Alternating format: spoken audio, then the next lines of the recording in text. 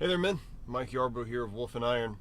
I thought I'd talk to you guys about something cool that happened. I don't know if you guys follow Jordan V. Peterson, but he recently posted his latest podcast episode about the Munk Debate. So this is apparently a debate thing that goes on in Canada, I guess. I'm kind of new to that, but it's a really interesting discussion about political correctness. There are 4 panelists.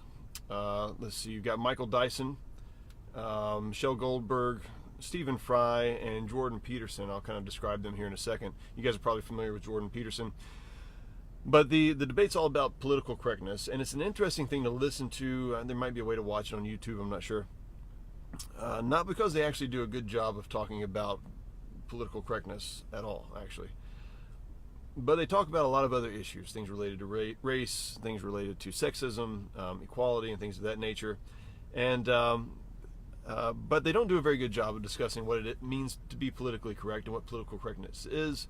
And the way it's set up is that there are supposed to be 2 people that are for political correctness in some kind of not well-defined meaning, and then 2 people against political correctness in maybe a little bit better defined sense. It's easier to be wholly against something rather than it is to be for it in parts, especially if those parts are not well-defined. So I'm going to do a little bit of discussion here. I'm going to define what political correctness is and why we shouldn't want to have anything to do with it, and I think it would have ended the debate rather quickly. But I do recommend listening to it. And I think it's also interesting. I don't know if you guys who have listened to this already, you might have picked up on this. But the debate stage is like this. It's set up where you have Michael Dyson, who would be kind of your stereotypical angry black man with a chip on his shoulder. Michelle Goldberg, who comes across as more of the typical feminist, emotional kind of driven person, but not necessarily intellectually strong. You have Jordan B. Peterson, who comes across as almost a stereotypical intellectual white guy, philosophizes, through things. Then you got Stephen Fry, who's actually an older gay Jewish man, who's also married to a much younger, like a guy who's 30 years younger than him. But who's Jordan Peterson and he are on the opposing side. They're opposing political correctness, whereas Michael Dyson and Michelle Goldberg are for it in some kind of way. Now, the reason I describe them like that in these kind of very sort of trite mannerisms is because in that setting, they are all very much caricatures, which I think is very interesting, right? It's a discussion about political correctness, and they've done a very good job of setting the stage with people who really represent almost, the stereotypes down to a T. None of them were really just your average Joe. Well, let's talk about political correctness.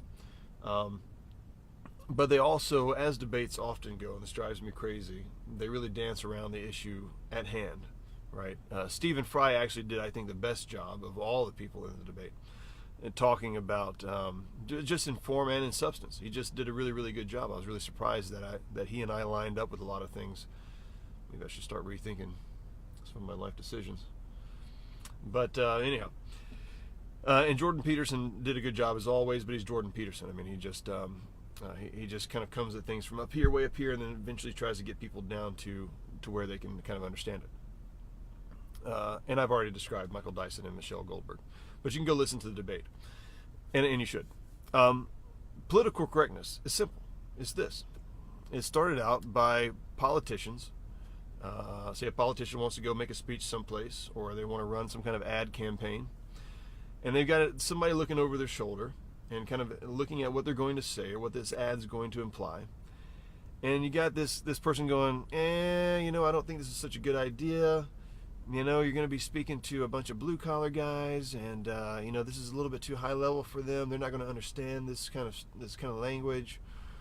Or maybe it's there's you're talking to a primarily black audience, or some women, and so we're just going to take these things out. We're going to just remove these things and maybe add in some of these other words, or just change this stuff up a bit. Right? That's political correctness in its truest form. That's where we get the idea from. And so it's censorship in a sense, but it's also just this kind of covering up of, we don't really get a chance to see the true politician. We just get a chance to see sort of the edited, whitewashed, sanitized sort of version. And none of us can stand that, right? I mean, we hate that. We all feel like we're just being pandered to when people talk to us that way. And so, of course, none of us actually want to be involved in political correctness in that sense, and what true political correctness looks like. And it's come to the rest of us in society as a not very well-defined type of thing. It's more of this feeling, and they actually talk about this in the debate. It's a feeling. It's a sort of this sense. And really, it's an oppressive sense, is the way I feel it. It's a sense of guilt and of shame because you don't really know what you're supposed to say to what people, but you've gotten this sense that politicians have kind of led the way in saying that if you talk certain ways to certain people, you don't get elected. And we've taken that in to say if you talk a certain way to certain people, you're going to get fired, or you're going to get lambasted on social media or something like that. But we don't have editors checking our speech, right? We don't have anybody kind of qualifying the things that we're getting ready to say. And so we end up just not saying anything, which is worse than saying the wrong thing. I'll tell you, some of the best friendships start off the messiest. And you guys have probably experienced this yourself. You say the wrong thing, you have to go and you make an apology or what have you. There's some mess at the beginning of the friendship, and you have to make a decision right then. I'm either going to accept this person as they are and be friendly with them, or I'm not, right? And that makes for some of the strongest relationships because you're just coming right off being who you are. If imagine you're in the situation where you're a white guy that doesn't is afraid to talk to black guys because he doesn't really know what he's supposed to say, how to relate. He's got this political kind of correctness mindset. And so he's all chummy with the white guys at work and that kind of stuff. But with the black guys at work, he just sort of, real short conversations. Hey, how you doing? Yeah, okay, that's good. Kind of let them talk first and, don't really go back and forth. Now, what does that say? Does that help anybody in terms of feeling equal or feeling like they're part of a team? No, it doesn't, actually. It's asinine and stupid. The debate actually touched on equality quite a bit, as if political correctness somehow gives you equality or somehow helps. And it certainly doesn't, guys. You got to understand this. You cannot manufacture equality. It actually goes against the whole idea of equality, right? You can't say, I want to be seen as a man amongst men, or as a woman amongst women, as a human amongst other humans, and as an equal. Oh, but don't forget, my ancestors were treated terribly. Oh, don't forget, there's something different about me. Oh, don't forget, I feel oppressed when you say certain things, right? You can't make these kinds of jokes. You can't make these kinds of comments. And by the way, you got to refer to me as specifically this kind of way. Well, you've ruined equality for yourself. You really have. You see, here's the thing about equality. It has no guarantees with it.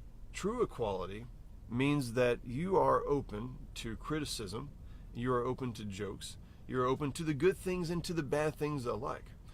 When humans relate to each other, it kind of goes like this. There is kind of a hierarchy, right?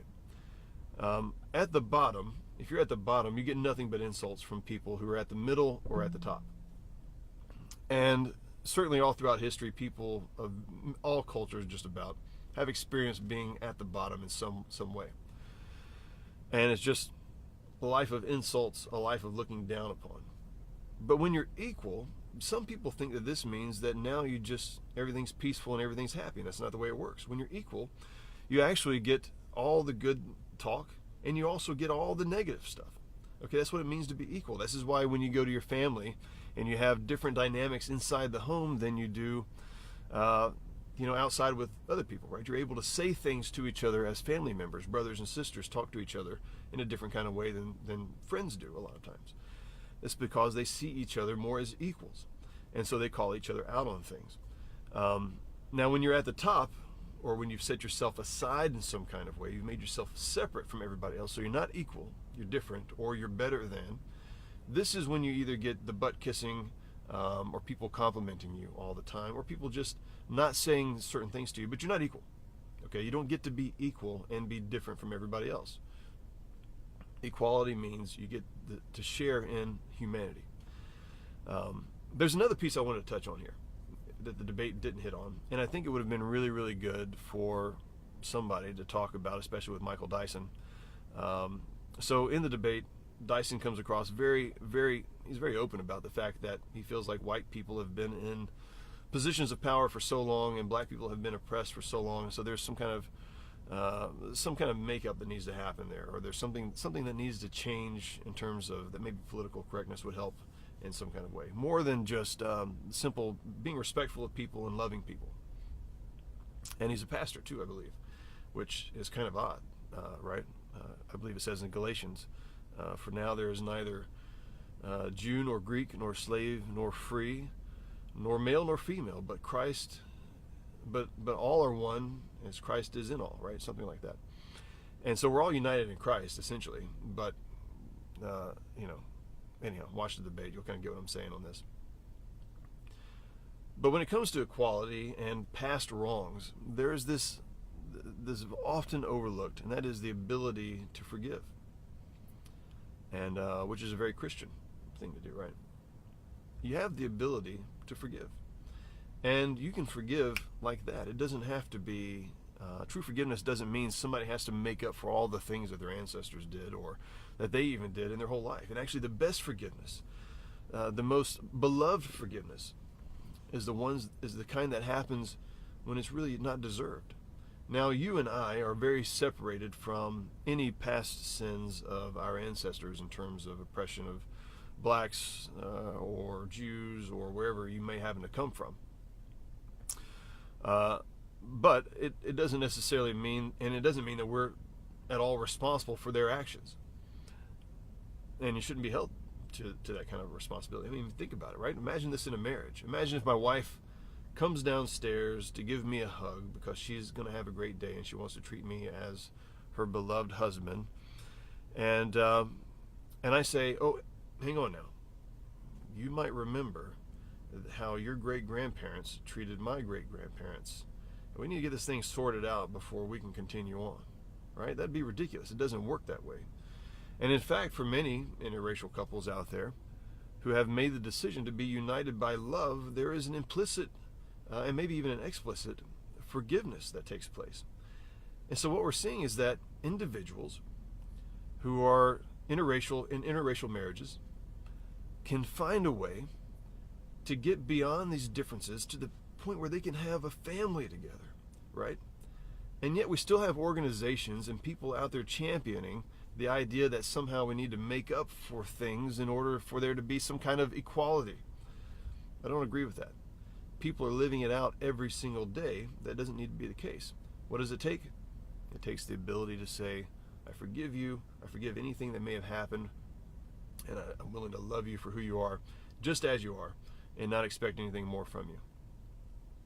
Well, I'll tell you what, I'd rather have that discussion than political correctness any day. All right, guys, a lot of things I could say on this. I've probably gone a little bit long, but I appreciate you guys. I'd love to have any feedback on this. If you watched the debate, let me know your thoughts.